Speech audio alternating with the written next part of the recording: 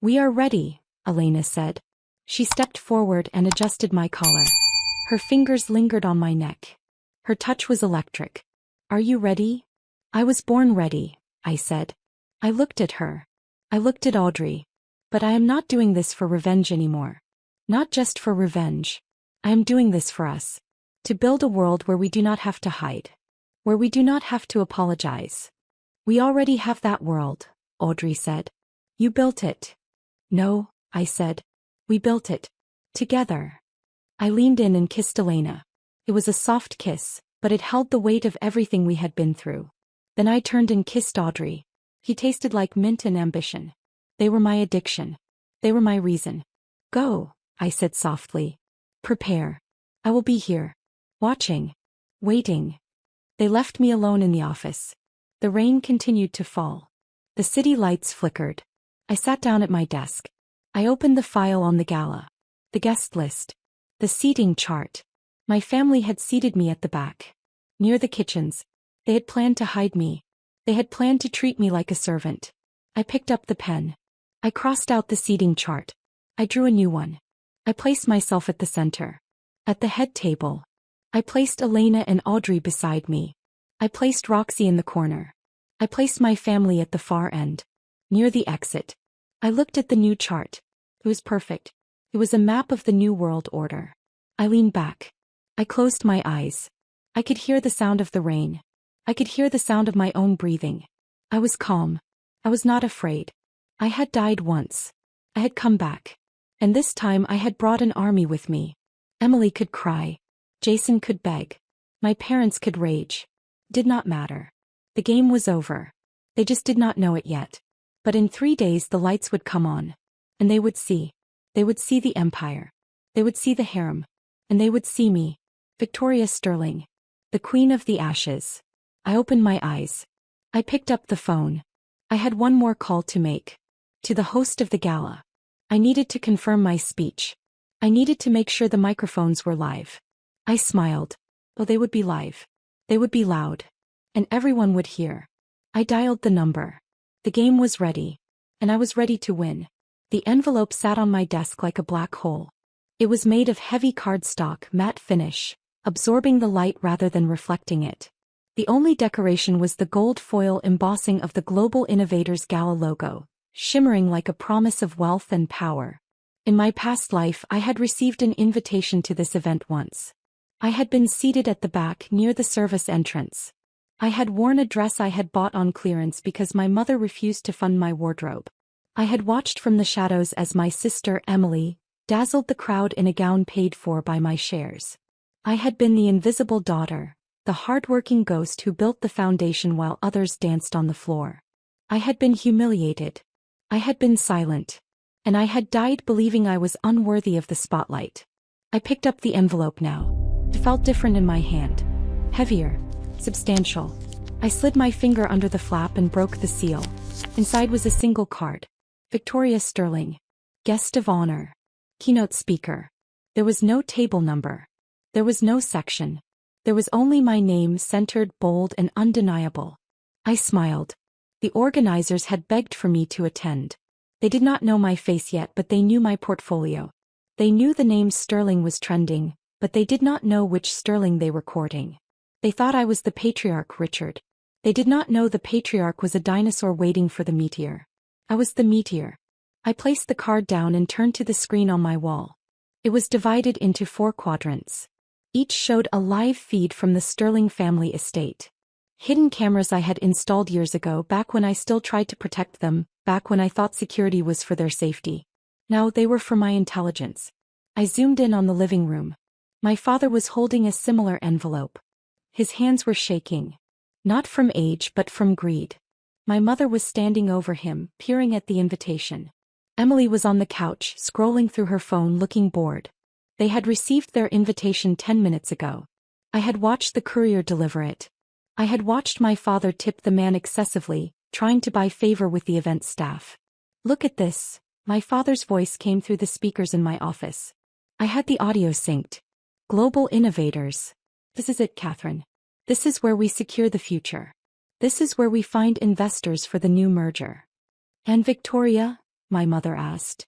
Her voice was sharp. Did she get one? Probably not, my father scoffed. She's in Switzerland. She's a student. They don't invite students to this level of gala. Unless she bought one which she can't afford. Good, Emily said, not looking up from her phone. If she shows up, she'll embarrass us. She's been acting so strange. I heard she's involved with some shady people. I don't want her near my fiancé. I watched Jason walk into the frame. He kissed Emily on the cheek. He looked at the invitation in my father's hand. Who's hosting? He asked. Anonymous benefactors, my father said. But the guest list is elite. Billionaires. Tech moguls. This is where we close the deal. We need to make an impression. We need to show them that the Sterling family is stable. Despite certain distractions. He looked at the camera. He looked right at the lens. He did not know I was watching. He thought he was looking at a security monitor in his own hallway. He thought he was safe. We should bring someone, my mother suggested. Someone successful. To contrast with Victoria if she manages to sneak in. We need to show them what success looks like. I know just the person, Jason said. Marcus Thorne. CEO of Thorne Logistics. He's been looking to expand. If we introduce him to the investors, he'll be grateful. And he can stand next to Victoria. Make her look small. I laughed. The sound echoed in my empty office. Marcus Thorne.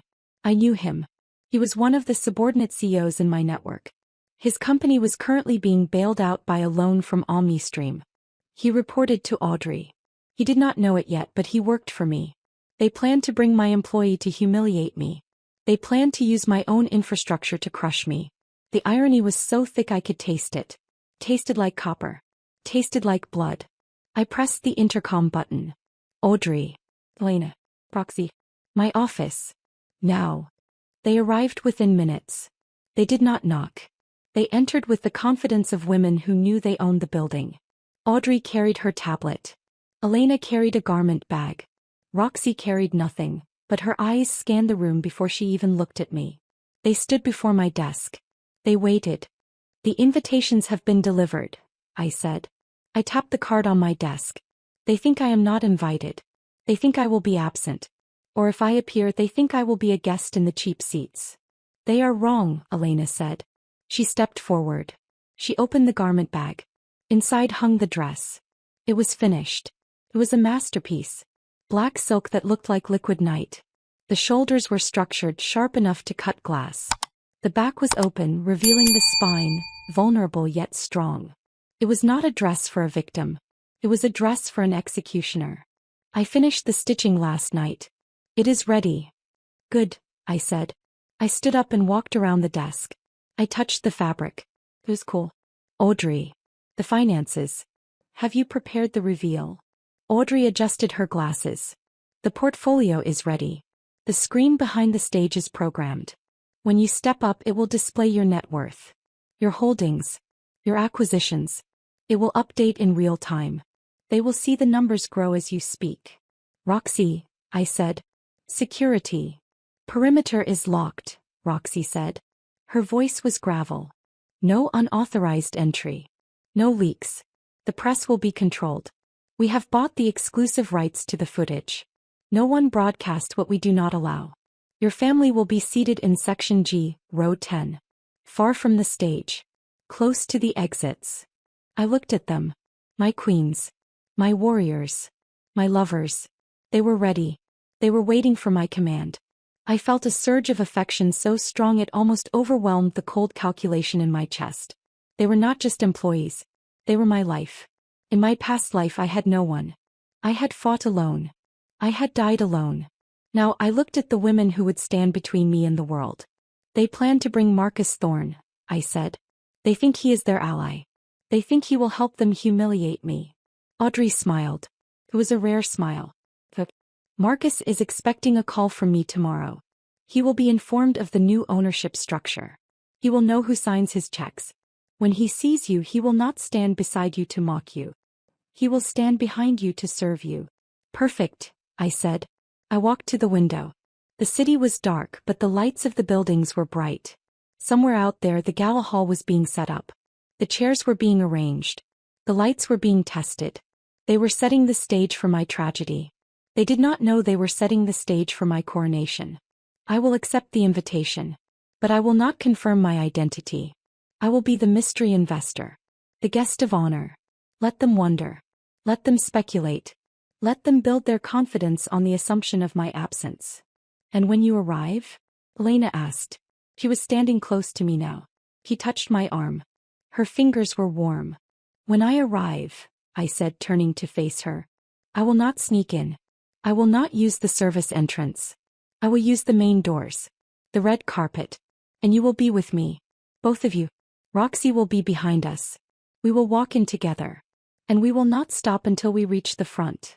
They will try to stop us, Roxy warned. Your father. He is volatile. Let him be volatile, I said. Let him scream. Let him cry. The microphones will be live. The cameras will be rolling. And the world will see exactly what he is. A man who sells his daughters. A woman who chooses favorites. A sister who murders for money. I paused. I looked at Elena. You remember what I told you about armor? Yes, she said. It is not to hide. It is to stand. Tomorrow, I said. We stand. I dismissed them. They left me alone again. But the room did not feel empty. It felt charged. The air was thick with anticipation. I walked back to the screen. The family was still celebrating. My father had opened a bottle of champagne. They were toasting to their success. They were toasting to my failure. They clinked their glasses. They laughed. They looked happy. They looked safe. I turned off the screen. I did not need to watch them anymore. I knew what would happen. I knew the script. I had written it. I walked to the mirror in the corner of my office. I looked at my reflection. I smoothed my hair. I adjusted my suit. I looked powerful. I looked dangerous. I looked like a woman who had come back from the dead to collect a debt. In my past life I had wanted their love. I had wanted their approval. I had wanted them to look at me and see a daughter worth keeping. I had wasted years chasing a ghost. I had wasted years trying to fill a void that was never meant to be filled by them. Now I looked in the mirror and I saw the truth. I did not need their love. I had Elena's passion. I had Audrey's loyalty. I had Roxy's protection. I had an empire that spanned continents. I had a bank account that could buy their company 10 times over. I had everything. The only thing left was the finale. The face slap. The public dismantling of their legacy. I needed them to hit rock bottom. I needed them to think they had won so that the fall would break them completely. If I revealed myself now, they would scramble. They would hide. They would lie. I needed them on the stage. I needed them under the lights. I needed them to speak their cruelty into the microphone so that the world could hear it. I picked up my phone. I dialed the gala organizer. He answered on the first ring. He was eager. He was desperate for my presence. Miss Sterling, he said. We are honored. We have prepared the VIP suite. No suite, I said. I will sit at the head table. Center stage. And I will speak. Prepare the screen. Prepare the audio. And do not tell anyone who I am. Not until I walk through the door. As you wish, he said. It will be done. I hung up. I walked back to my desk. I sat down. I opened the file labeled Project Phoenix. It was almost complete. The only thing left was the execution. I picked up a pen. I wrote the date of the gala on the top of the page. I circled it. 3 days. 72 hours. That was all that stood between me and my victory. 72 hours of waiting. 72 hours of letting them dig their own grave. I leaned back. I closed my eyes. I could hear the sound of the city. I could hear the sound of my own heartbeat. It was steady. It was strong. I was not afraid. I was not nervous. I was ready. The invitation was accepted. The trap was set. The family was walking into it with their eyes open, blinded by their own arrogance. They thought they were inviting a victim. They were inviting a judge. And the verdict was already written. Guilty. Sentence. Ruin.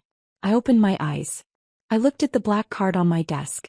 It gleamed in the light. It was not just an invitation. It was a summons. And I was coming to collect. The zipper slid up my spine, the sound sharp and final like a blade being sheathed. I stood before the mirror in the penthouse dressing room, but the woman staring back was not the one who had woken up in that dorm room months ago. She was not the girl who had died in the rain. She was something forged in fire and polished in ice. Elena stood behind me, her hands resting on my waist, her fingers pressing lightly into the fabric of the gown. It was her masterpiece. The black silk flowed over my body like liquid shadow, catching the light only when I moved. The shoulders were structured, sharp pads that widened my silhouette, making me look broader, more imposing. The back was open, exposing my skin to the air, a declaration of vulnerability that was actually a trap. They would see the bare skin and think I was exposed. They would not know I was armored. "It fits perfectly," Elena whispered. Her voice was thick with emotion. She was wearing a gown of her own design, a deep crimson that contrasted with my black. She looked like blood and wine. She looked like my consort. She turned me around to face her. Her eyes searched my face, checking for any sign of hesitation. There was none. I placed my hands on her shoulders. The fabric of her dress was soft, textured like velvet roses. "You outdid yourself," I said. I leaned in and kissed her forehead. It was a benediction. "Tonight the world sees what you can do. But remember, they are looking at you because you stand with me." "I know," she said. She leaned into my touch. "I am not afraid." "Good," I said. I turned away from her and walked to the vanity. Audrey was there checking her tablet. She was wearing a tailored tuxedo, sharp and masculine, but cut to fit her feminine frame. She looked like a financier who owned the bank. She looked up as I approached. She held out a pair of earrings. Diamonds cold and hard. "The encryption is ready," Audrey said. She fastened the earrings to my lobes. Her fingers were steady. "The screens are synced. The microphones are live. Roxy has secured the perimeter. No one gets in or out without our clearance." "Jason?" I asked. "Present," Audrey replied. "He is with Emily. They are arriving in a rented limousine. Your father leased a luxury sedan for the occasion, but the lease expires tomorrow. They are overextended. They are betting everything on tonight." "Let them bet," I said. I looked at my reflection. The diamonds caught the light. They looked like tears. But I would not cry. Not tonight. "And Marcus Thorne?" "He is waiting in the lobby," Audrey said. A small smile touched her lips. "He is nervous. He knows who signs his payroll now. He knows which way the wind is blowing." "Perfect," I said. I turned to face them both. Elena on my left. Audrey on my right. Roxy stood by the door, her hand inside her jacket, ready. She was wearing a dark suit that concealed the holster beneath. She was the shadow. They were the light. We moved together. We enter together. We do not separate. If one of us is stopped, we all stop. Do you understand? Yes, they said in unison. Then let us go, I said. It is time to collect what is owed.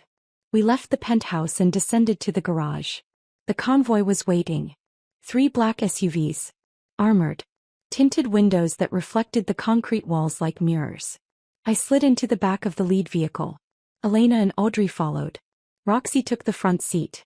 The engine purred, a low growl that vibrated through the floorboards. We pulled out of the garage and merged into the city traffic. The streets were lined with people. Paparazzi had gathered outside the venue, smelling blood in the water. They knew the Sterling family would be there. They knew there was drama. But they did not know the main event was me. I looked out the window. The city blurred past. I thought about the last time I had been to a gala. It was 3 years ago in my past life. I had worn a dress I had altered myself because I could not afford a tailor. I had arrived by bus because my father refused to send a car. I had walked the red carpet alone while flashes blinded me. People had whispered, "There goes the Sterling reject. Look at her cheap shoes. He's trying too hard." I had stood in the corner all night watching Emily dance with Jason. I had watched my father shake hands with investors who ignored me. I had felt small. I had felt invisible. I had felt the sting of shame burn my cheeks until I thought I would faint. Tonight I would not stand in the corner. Tonight I would not be invisible. Tonight the shame would not be mine. I looked at Elena. She was holding my hand. Her thumb stroked my palm. She knew what I was thinking. She knew the history I carried. She knew the ghosts that sat in the back seat with us. "Breathe," she said softly. "I am breathing," I replied. "I am waiting." The car slowed. We had arrived. The venue was a grand hotel, ballroom lights blazing against the night sky.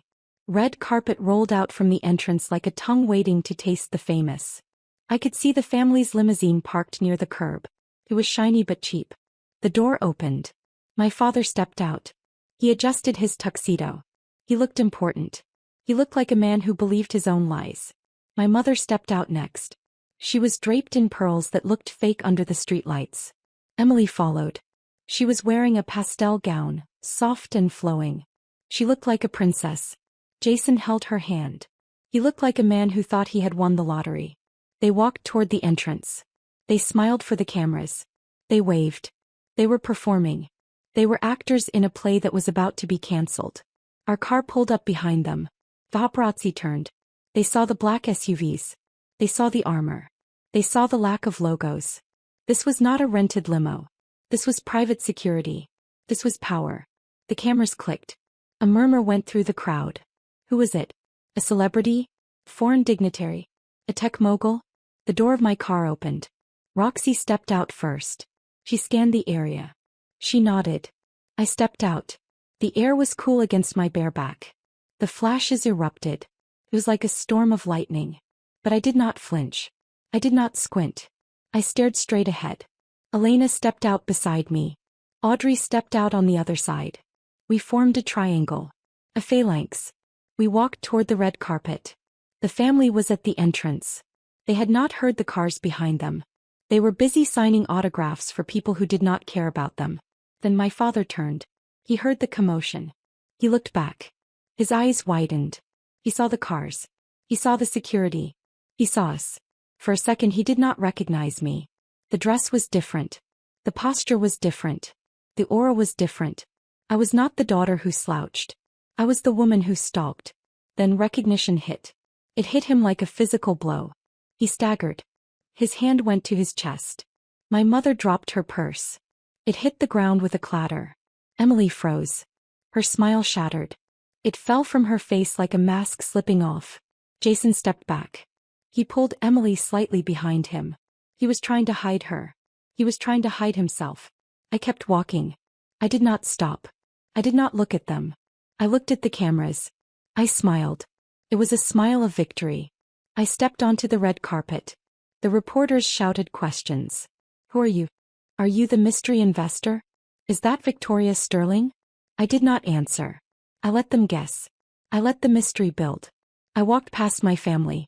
I was close enough to touch them. I could smell my mother's perfume. It was cloying. It smelled like decay. I could smell Emily's fear. Smelled like sour milk. Victoria, my father hissed. He reached out to grab my arm. Roxy stepped in. He caught his wrist. Her grip was iron. He gasped. He tried to pull away. She did not let go. Do not touch her, Roxy said. Her voice was low. Dangerous. The cameras caught it. The microphones picked it up. The crowd went silent. My father looked at Roxy. He looked at me. He realized he was powerless. He realized he was not the predator anymore. He was the prey. Let go of me, he snapped. I am her father. You are no one, I said. I stopped. I turned to face him. The cameras focused on us. This was the shot. This was the moment. You are a guest. And you are in my way.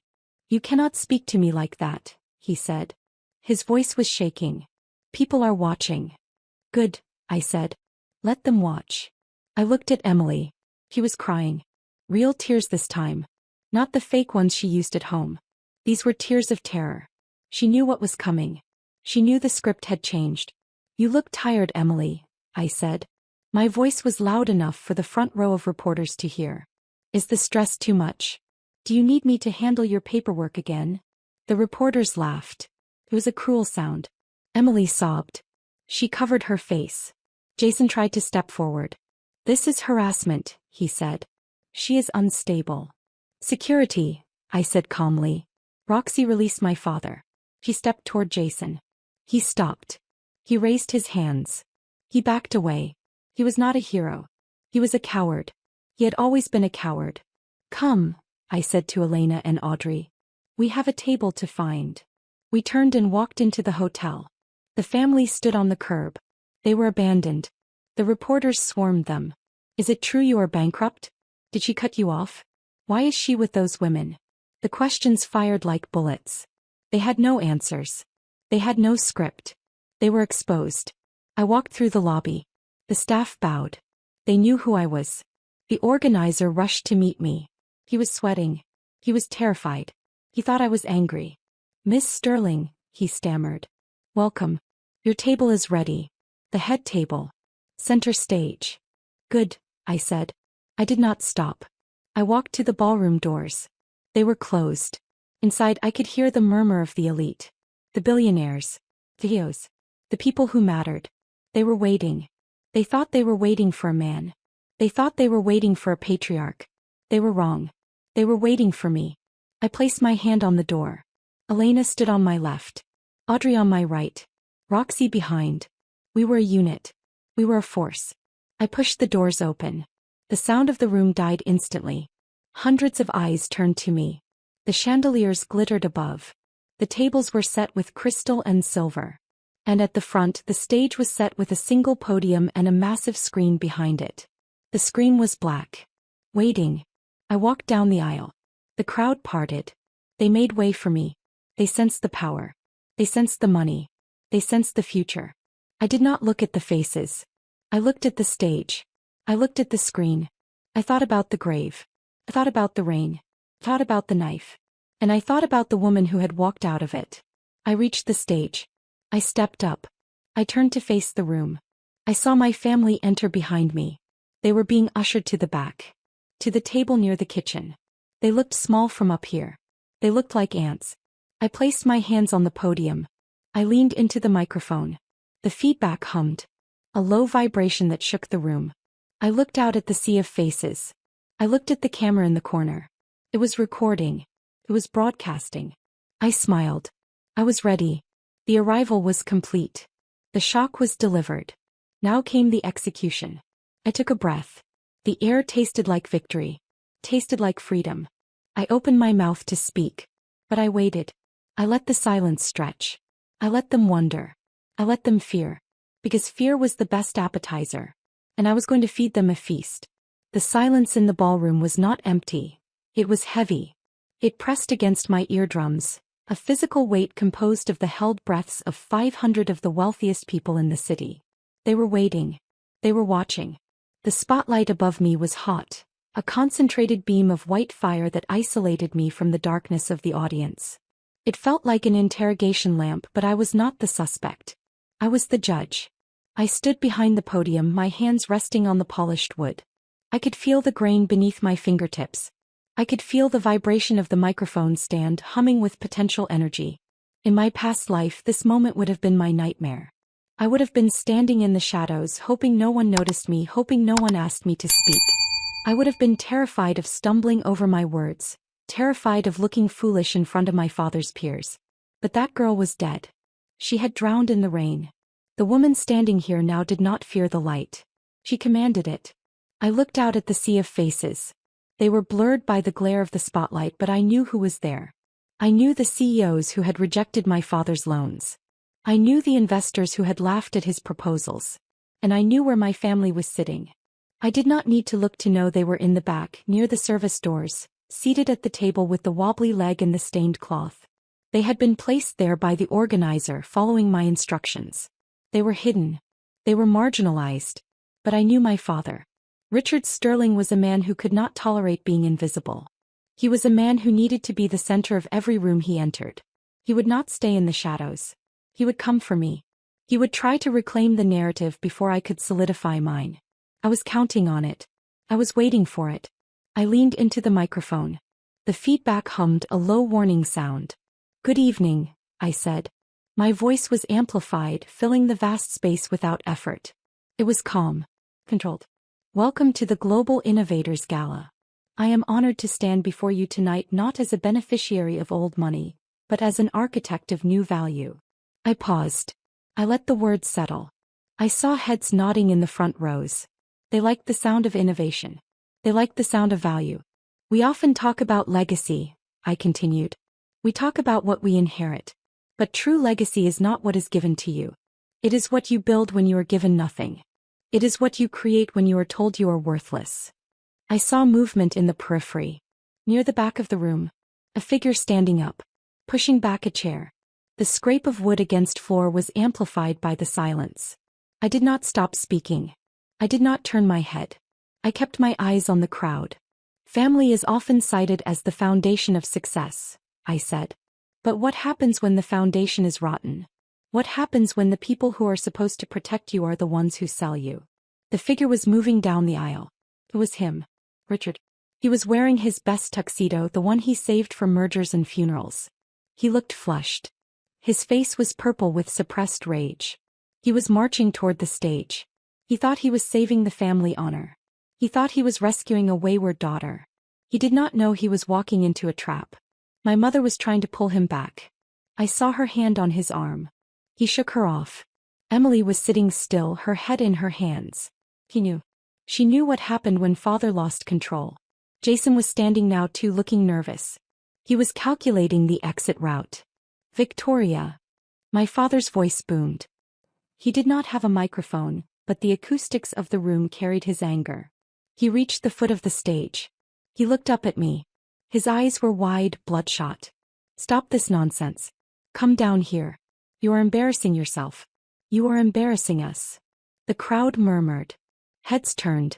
Cameras swiveled. This was the drama they had paid to see. I looked down at him. I did not step back. I did not shrink. I leaned forward. I am not embarrassed, father, I said into the mic. Why should I be? I am speaking the truth. You are speaking lies, he shouted. He stepped onto the stage. Security moved to stop him, but I raised a hand. I wanted this. I wanted him close. I wanted him to hear himself clearly. You are a child. You are confused. You have been led astray. Come home. We have found a nice boy for you. A stable match. Someone who can guide you. Someone who can fix this mess you have made of your life. The audience gasped. A nice boy. In this century. In this room. It was archaic. It was insulting. It was perfect. I smiled. It was a cold, sharp smile that the cameras caught instantly. A nice boy, I repeated. The microphone picked up the sarcasm, dripping it into every ear in the room. You mean like Jason? The man who is currently dating my sister while holding my shares? The man who helped plan my demise. Jason flinched. He actually stepped back. The crowd turned to look at him. He looked like a deer in headlights. My father stumbled.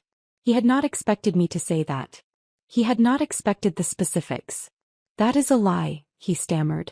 You are unstable. You need help. You need a husband to control you. You cannot manage this company you claim to have. I don't need boys, I said. My voice dropped an octave. It became dangerous. I don't need husbands. And I certainly don't need parents who sell their daughters for profit. I stepped away from the podium. I walked to the edge of the stage. I looked down at him. I was above him. Physically and metaphorically. You talk about control. You talk about guidance. But you have never guided me. You have only used me. You used me to balance the books. You used me to soothe your ego. And when I was no longer useful, you tried to discard me. Stop. My mother screamed from the floor. She was standing now. She was crying. You are hurting him. You are hurting your family. You hurt me first, I said. I turned my head slightly. I didn't need to look to know where they were. Elena and Audrey were standing in the wings. I could feel their presence. They were my anchors. You chose her. I pointed at Emily. She shrank back into her seat. You chose the frail one. The broken one. Because she was easier to manipulate. Because she needed you. I did not need you. I was strong. And you punished me for it. The room was silent again. But the energy had shifted. The sympathy was no longer with the family. It was with me. I could feel it. It was a wave of support crashing against the shore of their reputation. My father was shaking. He looked old. Suddenly he looked very old. The power suit did not fit him anymore. The authority was gone. He was just a man who had been caught. You cannot speak to us like this, he whispered. We are your blood. Blood is not enough, I said. Loyalty is enough. Respect is enough. And you have neither. I turned my back on him. It was the ultimate dismissal. I walked back to the podium. I did not ask him to leave. I did not need to. The security team led by Roxy was already moving. They stepped onto the stage. They did not touch him. They simply stood between him and me. A wall of black suits. He looked at them. He looked at me. He realized he was defeated. I am not done, I said into the mic. I want everyone to hear this. I want everyone to know what happens when you betray your own. I want everyone to know that I am not the victim here. I am the consequence. I looked out at the crowd. I saw the elites. I saw the billionaires. They were recording. They were sharing. This was going viral. The Sterling name was being dragged through the mud in real time. You invited me here to humiliate me, I said. You thought I would come begging. You thought I would come broken. But you forgot one thing. I paused. I looked toward the wings. Elena stepped out. She walked onto the stage. She stood beside me. She did not look at the crowd. She looked at me. Her eyes were full of fire. Audrey stepped out next. She stood on my other side. She adjusted her glasses. She looked at the crowd with cold precision. They flanked me. They protected me. They completed me. You forgot that I am not alone, I said. I have built something you cannot understand. I have built a family based on choice. On loyalty. On love. Not on blood. Not on money. My father tried to speak. Who are they? He asked. His voice was weak. What are they to you? They are my empire, I said. I reached out and took Elena's hand. I took Audrey's hand. I held them up. The cameras flashed. The image was captured. The queen and her consorts. They are the reason I stand. They are the reason I win. And they are the reason you will lose. My father staggered. He looked at the women beside me. He saw the quality of their clothes. He saw the confidence in their stance. He saw the way they looked at me. With devotion.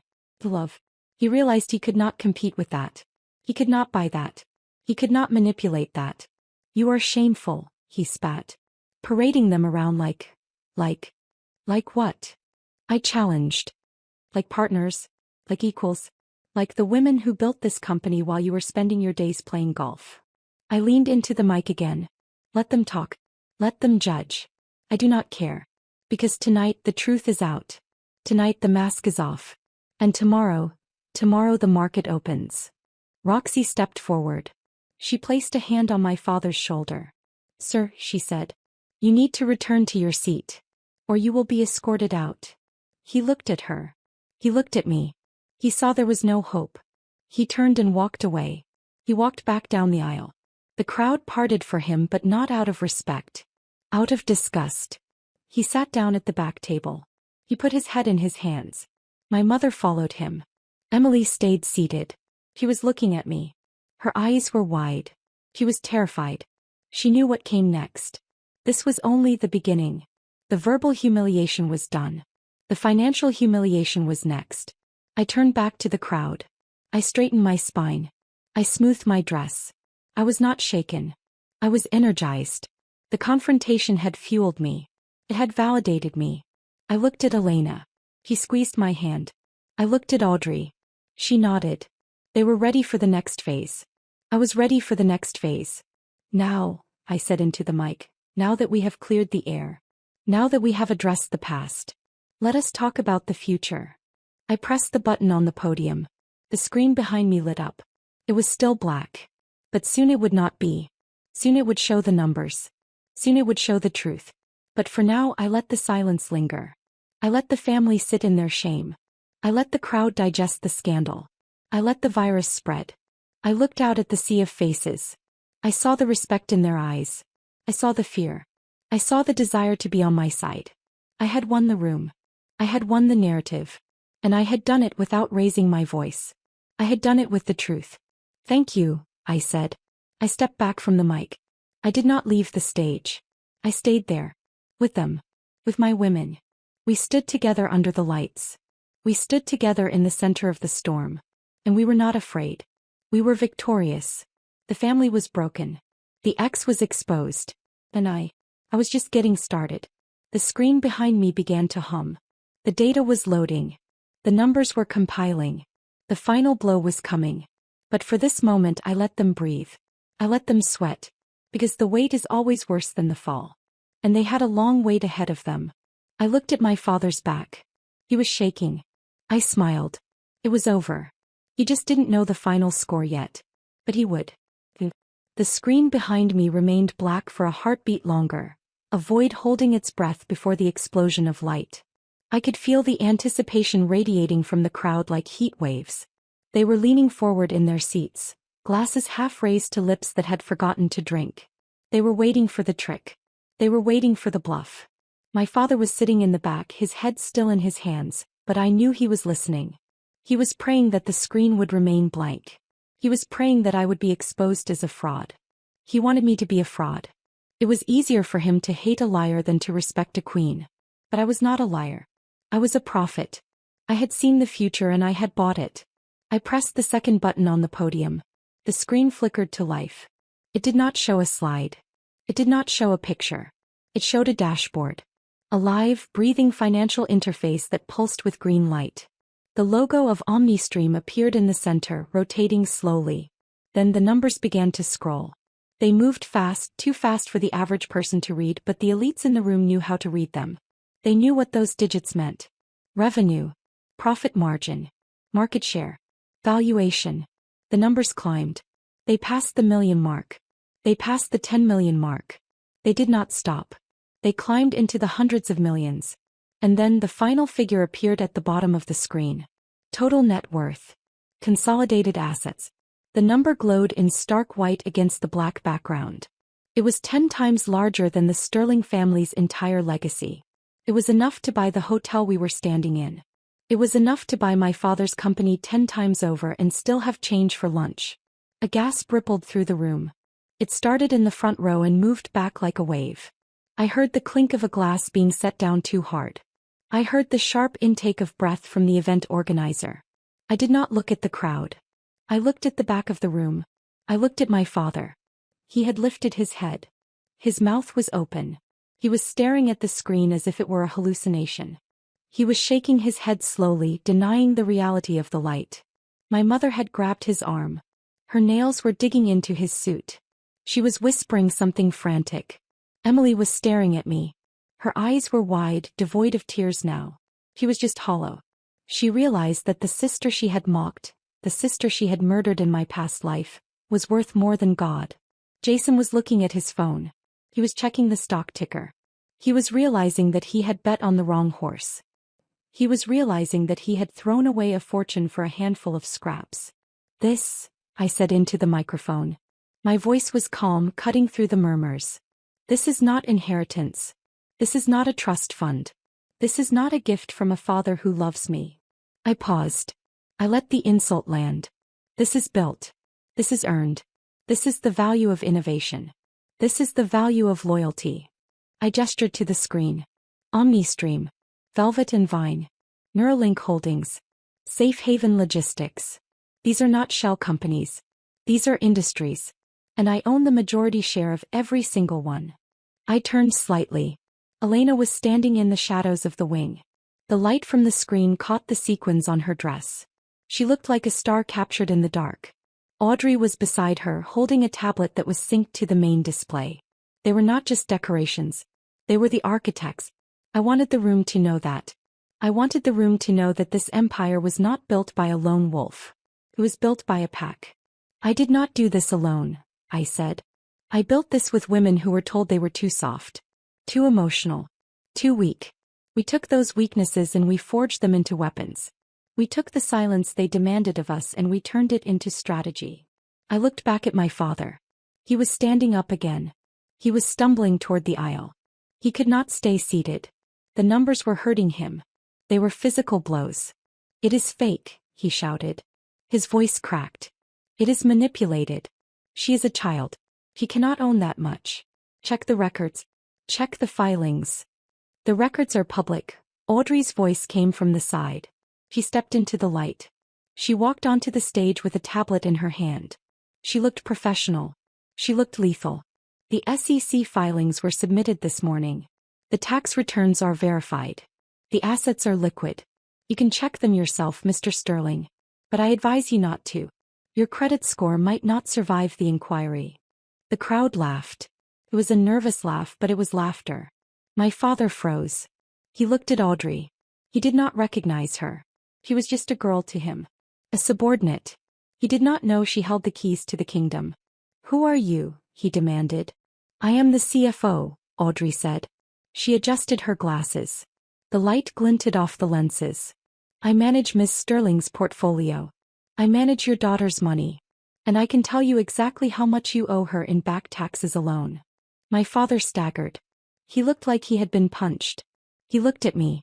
You hired her. You hired a child to manage billions. I hired talent, I corrected. Something you never did. You hired yes men. You hired thieves. I hired women who want to win. I turned back to the screen. The numbers were still scrolling. Live updates from the Asian market were coming in. The value was rising even as we spoke. But numbers are just numbers. Power is people. And power is knowing who holds the leash. I pressed the third button. The screen changed. It showed an organizational chart. At the top was my name, Victoria Sterling. Below me were the CEOs of the subsidiary companies. There were many names. But one name was highlighted. Marcus Thorne, CEO of Thorne Logistics. A partner company. A company my father had been trying to merge with for years. A company he thought was his ally. Bring him out, I said. The side door opened. Marcus Thorne walked in. He was wearing a suit that cost more than my father's car. He looked successful. He looked powerful. My father's face lit up. He thought salvation had arrived. He thought Marcus was here to save him. To vouch for him. To prove I was a liar. Marcus walked onto the stage. He did not look at my father. He did not look at the crowd. He walked straight to me. He stopped in front of the podium. He bowed. It was not a nod. It was a bow. A deep, respectful inclination of the head. Miss Sterling, Marcus said. His voice was clear. The quarterly reports are ready for your signature. The merger with Sterling Corp has been reviewed. We recommend dissolution. The assets are toxic. The silence that followed was absolute. It was the silence of a grave opening. My father made a sound. It was a wet, choking noise. He dropped the glass he was holding. It hit the floor and shattered. The sound was loud in the quiet room. Shards of crystal skittered across the stage. No one moved to clean them up. Everyone was watching my father. He was staring at Marcus. You work for her? He whispered. I am a subsidiary, Marcus said. He did not look ashamed. He looked smart. He knew which way the wind blew. 60% of my shares are owned by OmniStream. Miss Sterling is my majority shareholder. I answered to her. My father fell back into his chair. He did not sit gracefully. He collapsed. His legs had given out. My mother was screaming now. Silent screaming.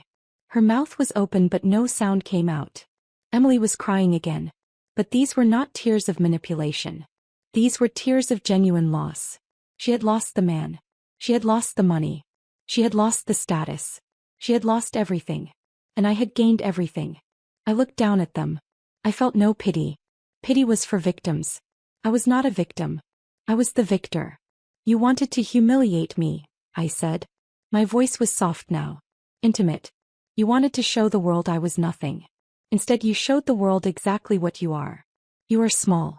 You are obsolete. And you are finished. I turned to the crowd. I raised my hands. Elena and Audrey stepped up beside me. We stood in a line. 3 women. 1 empire. The cameras flashed. The image was burned into the minds of everyone in the room. This would be on the news tomorrow. This would be in the papers.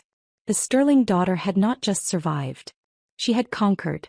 The gala continues, I announced. Enjoy the dinner. Enjoy the wine.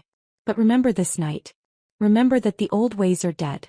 Remember that the future belongs to those who build it. I stepped back from the podium. I did not wait for applause. I did not need it. I turned and walked off the stage. Elena and Audrey followed. Roxy fell in behind us. We walked down the aisle. The crowd parted again. But this time they did not just make way. They bowed. Some of them actually stood up as I passed. They recognized power when they saw it. They recognized a queen. I walked past the back table. I did not look at my father. I did not look at Emily. I looked straight ahead. But I could feel their eyes on me. I could feel their hatred. It was warm on my back. It felt like love. It felt like validation. We reached the exit. The cool air of the lobby hit us. The noise of the ballroom faded. We were alone in the hallway. I stopped. I leaned against the wall.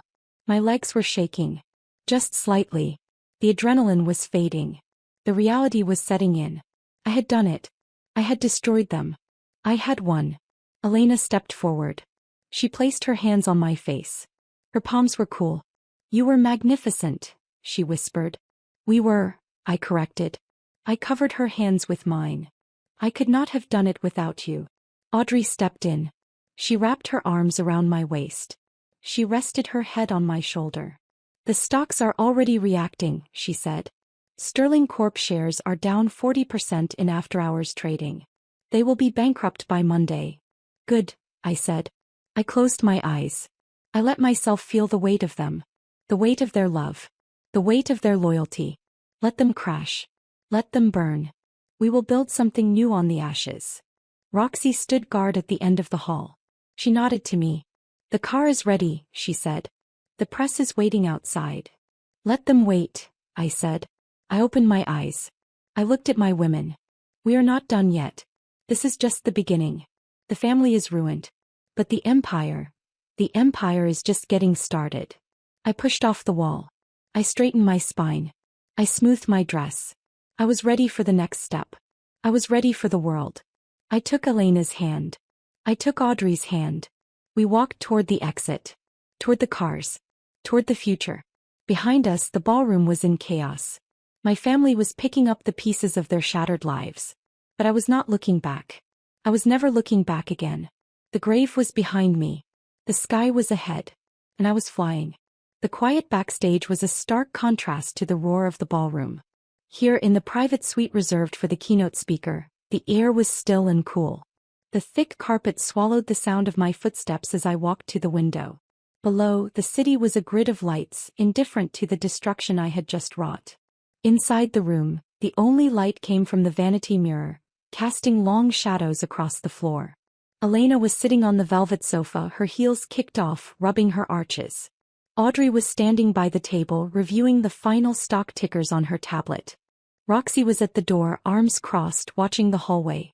They were relaxing, but their senses were still sharp. They were waiting for me.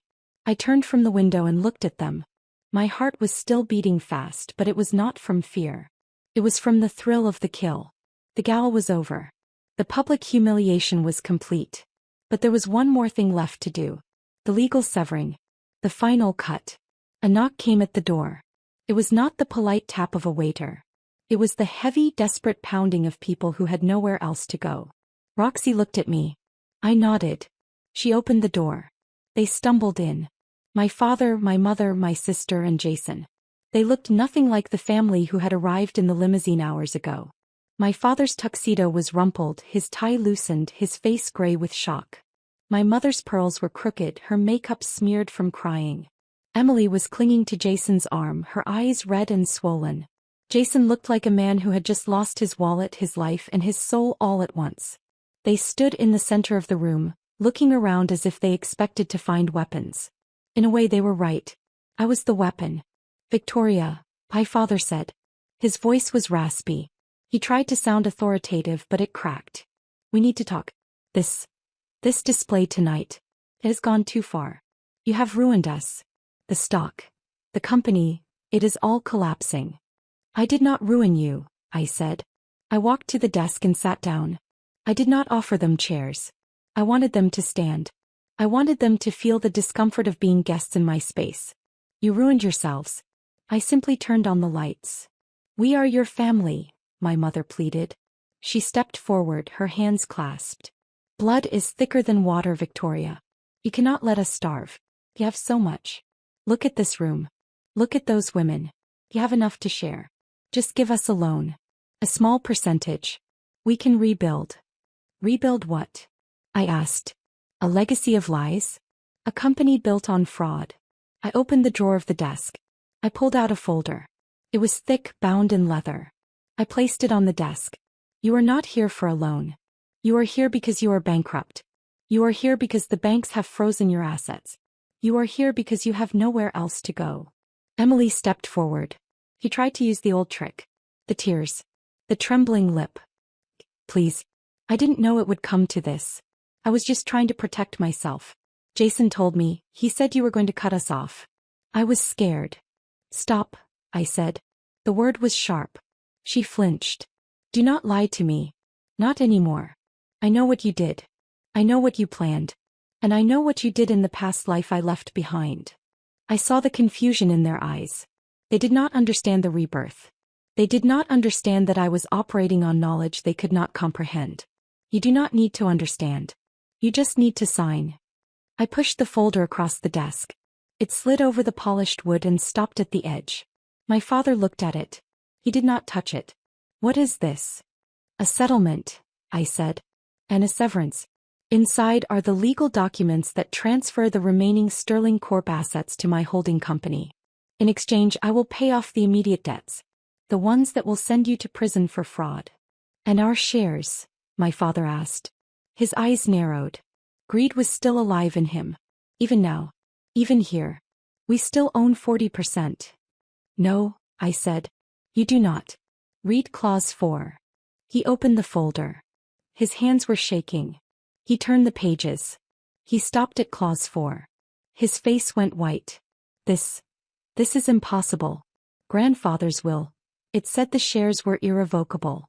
Grandfather's will had a contingency, I explained. I leaned forward. I rested my chin on my hands.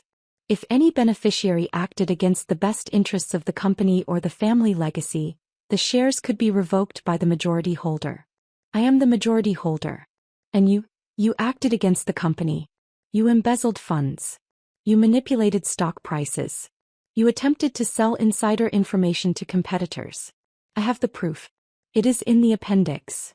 You cannot do this, he whispered. We will fight it. We will sue. You can try, I said. But you have no money for lawyers. And I have the best. Audrey. Audrey stepped forward. She placed a stack of papers next to the folder. The litigation team is ready. They are standing by. If you contest this, we will countersue for damages. The amount exceeds your net worth. You will lose the house. You will lose the cars. You will lose everything, including your freedom. Jason stepped forward. He looked at me. There was a flicker of something in his eyes. Regret? Lust? Greed? Furia? Just be reasonable. We were engaged once. We loved each other. Surely there is something we can work out. I can help you manage the merger. I know the industry. I laughed. It was a cold, dry sound. You know the industry. You know how to spend money. You know how to cheat. You know how to betray. That is all you know.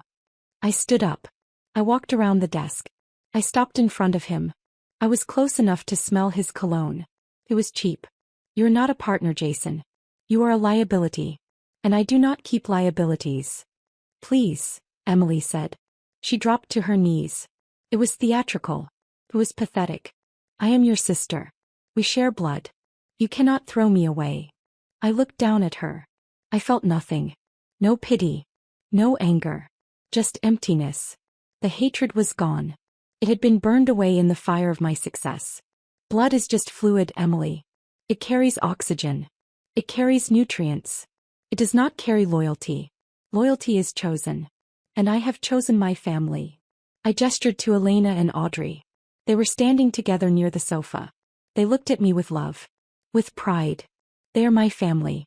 They are the ones who stood by me. They are the ones who built with me. You are strangers. Emily sobbed. She fell forward onto the carpet. My mother rushed to her side. She looked at me with hatred. You are a monster. You are cold. You have no heart. I have a heart, I said. But I do not give it to people who stab me in the back. I gave you chances. In this life and the last. You took them all and you used them to hurt me. Now you pay the price. My father signed the paper. He did not read the rest. He knew he was defeated. He signed his name with a jagged scrawl. My mother signed next. She cried as she did it. Emily signed last. She signed through her tears. Jason did not have to sign. He was not family. He was just a guest who was being escorted out. Roxy, I said. Escort them out. Make sure they leave the premises. They are no longer welcome at any of my properties. Roxy nodded. She opened the door. She gestured to the hallway. My father stood up. He looked old. Defeated. He looked at me one last time. You will regret this, he said. When you are alone, when you are old, you will remember this night. I am not alone, I said. I looked at Elena. I looked at Audrey. And I will not remember this night with regret. I will remember it with satisfaction. They left. Roxy closed the door behind them. The lock clicked. It was the sound of a cage closing. But this time I was not the one inside. They were. They were trapped in the life they had built. A life of lies. A life of greed. And I was free. I walked back to the sofa. I sat down between Elena and Audrey. They immediately leaned into me. Elena rested her head on my shoulder. Audrey took my hand. I felt their warmth. I felt their pulse. They were real. They were here. Is it done? Elena asked softly. It is done, I said. The shares are transferred. The accounts are frozen. They have nothing. Good, Audrey said. He squeezed my hand. They cannot hurt you anymore. No, I said. They cannot. I closed my eyes. I let the silence fill the room. It was a peaceful silence. The silence of a war ended. The silence of a victory secured. I thought about the past life. I thought about the rain. I thought about the knife. It felt like a dream now. A bad dream that I had woken up from. I was awake. I was alive. And I was loved. I opened my eyes. I looked at the women beside me. They were looking at me. Waiting. What now? Elena asked. Now, I said. We go home. We rest. And tomorrow, we begin the next phase. The family is gone. But the empire remains. And we have a lot of work to do. We are ready, Audrey said. I know, I said. I stood up. They stood with me. We walked to the door. Roxy was waiting. She opened it for us. We walked down the hallway together. A unit. A force. The staff bowed as we passed. The cameras flashed in the lobby. But we did not stop. We walked to the cars. We got in. The doors closed. The world was shut out. Inside the car it was just us. I leaned back. I let out a long breath. It was over. The revenge was complete. The family was severed. And I was finally free. I looked at Elena. She smiled. I looked at Audrey. She smiled. I smiled back. We drove into the night. Toward the penthouse. Toward the future. Toward the life I had chosen. The life I had built. The life I deserved. The sun rose over the city like a slow spill of gold paint across a canvas of gray steel. I stood at the floor-to-ceiling window of the penthouse, a crystal glass of water in my hand, watching the light catch the edges of the skyscrapers. It had been 6 months since the gala. 6 months since I had dismantled the sterling legacy piece by piece in front of the elite of the industry. 6 months since I had severed the bloodline and declared my own independence. The city below was waking up. Cars moved like beetles along the arteries of the streets. People rushed to jobs they hated, to homes they barely owned, to lives they did not choose. I used to be one of them. I used to be a creature of obligation. Now I was a creature of will. The silence in the penthouse was not empty. It was full. It was filled with the soft sounds of breathing, the rustle of sheets, the quiet hum of the climate control. It was the sound of safety. It was the sound of home. I turned away from the window and looked back into the room. The master suite was vast, decorated in tones of cream and charcoal, soft and inviting. The bed was large enough to hold all of us without crowding. Elena was still asleep. She was curled on her side, the sheets tangled around her legs. Her dark hair was spread across the pillow like a halo. She looked peaceful. In the early days of our partnership she had slept lightly, always waiting for the other shoe to drop, always expecting the criticism to return. Now she slept deeply. She knew she was protected. She knew she was valued. I walked to the side of the bed and brushed a strand of hair from her face. She stirred but did not wake. On her finger she wore a ring. Platinum, set with a black diamond. It matched the one on my own hand. We had exchanged them privately 3 months ago. No press. No gala. Just us. A promise of ownership.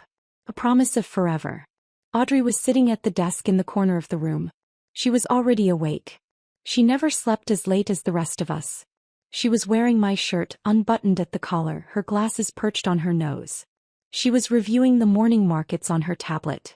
She looked up as I approached. She did not speak. She simply smiled. It was a small, private smile that belonged only to me. She held up the tablet. The stock price for OmniStream was up another 5%. The Asian expansion was exceeding projections. Velvet and Vine had just been announced as the lead sponsor for Paris Fashion Week. The empire was not just stable. It was growing. It was alive. I took the tablet from her hand and set it aside. Work could wait. This moment was ours. I leaned down and kissed her.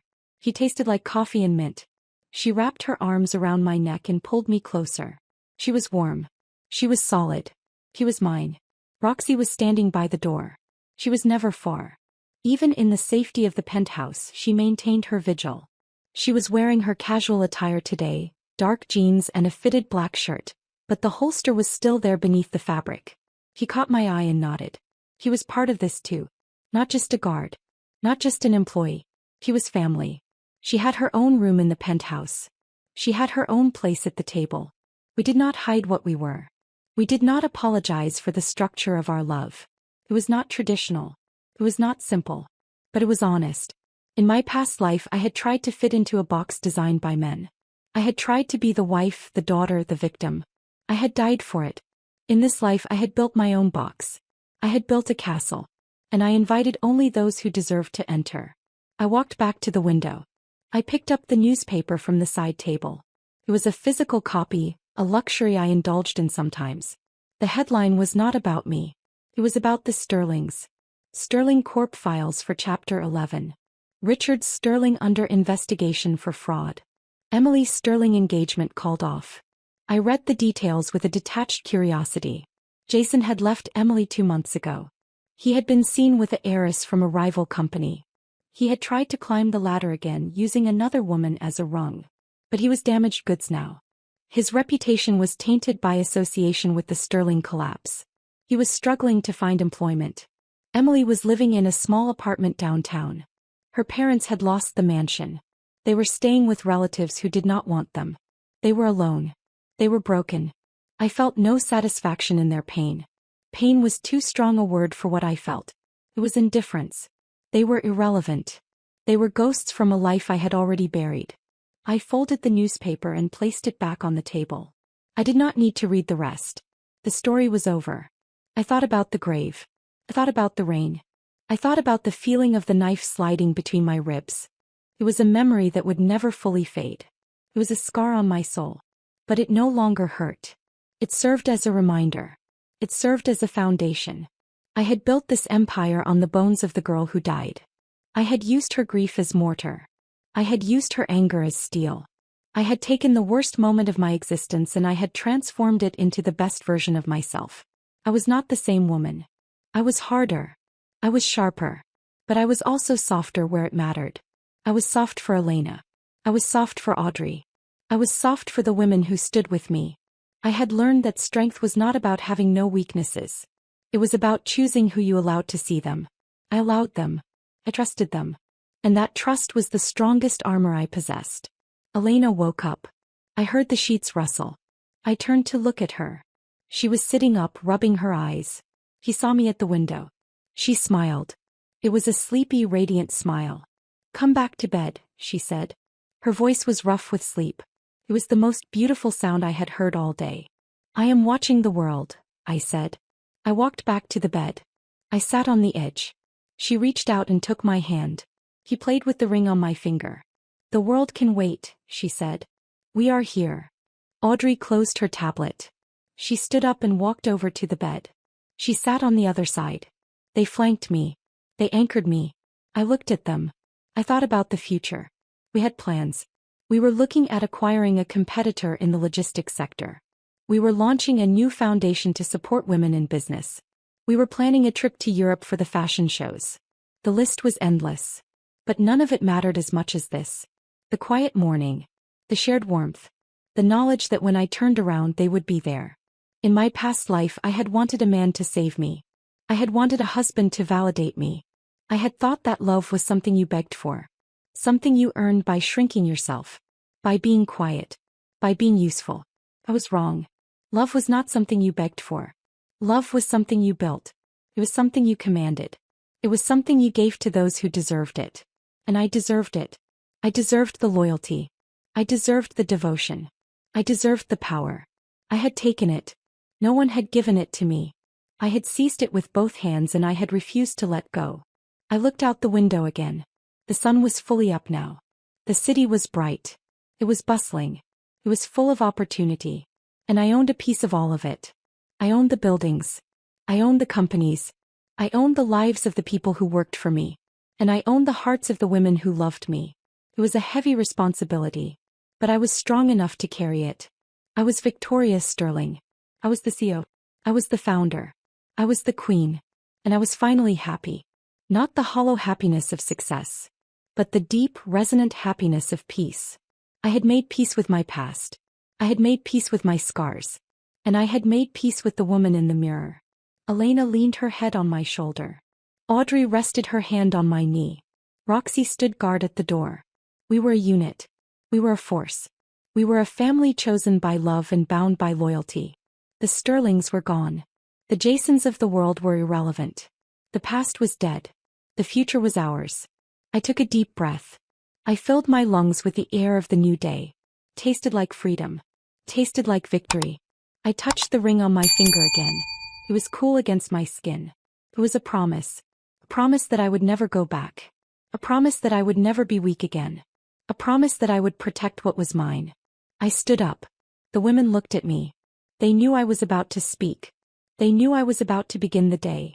I walked to the window one last time. I placed my hand against the glass.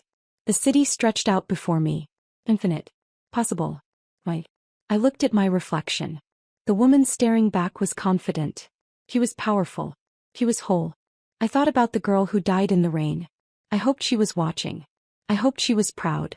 I had not wasted her death. I had not wasted her second chance. I had lived. I had loved.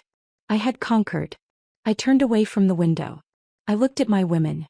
I smiled. It was a genuine smile. Get dressed, I said. We have work to do. They smiled back. They moved. The day began. The empire continued. But I knew the truth. The work was important. The money was important. But this was the real success. This was the real empire. An empire of roses. An empire of love. An empire of women who refused to be broken. I walked out of the bedroom. I walked into the living room. I walked into my life. And I knew that no matter what came next, I would be ready. I would be strong. I would be victorious. Because I had learned the most important lesson of all. I did not need to be saved. I was the savior. I did not need to be chosen. I was the chooser. I looked out at the skyline one last time. The sun was high. The sky was clear. And I was ready to rule. In this life I am not the prize to be won. I am the one who holds the crown. And so the empire stands. Victoria Sterling has claimed her crown, not through inheritance, but through sheer will, intelligence, and the loyalty of the women who stood beside her. From the rain-soaked grave of her past life to the penthouse suite of her new reality, she has proven that the greatest revenge is not destruction. It is construction. It is building something so beautiful, so powerful, that those who tried to bury you become nothing more than footnotes in your history. Thank you for joining us on this journey of rebirth, revenge, and romance. If you enjoyed watching the Sterling family get exactly what they deserved, and if you loved seeing Victoria build her court of queens, please show your support. Hit that like button. It helps more listeners find this story. Subscribe to the channel and turn on notifications so you never miss an upload. We have many more spicy WLW audiobooks, face-slapping revenge stories, and billionaire romances coming your way soon. I want to hear from you in the comments. Who was your favorite member of Victoria's harem? Was it Elena's passion, Audrey's loyalty, or Roxy's protection? And which face-slapping moment was the most satisfying? The gala reveal? The boardroom takeover? Let me know your thoughts. Remember, you don't need to be reborn to build your own empire. You just need the courage to start. Until next time, stay powerful, stay loyal, and keep building your kingdom. This is GL Chronicles signing off.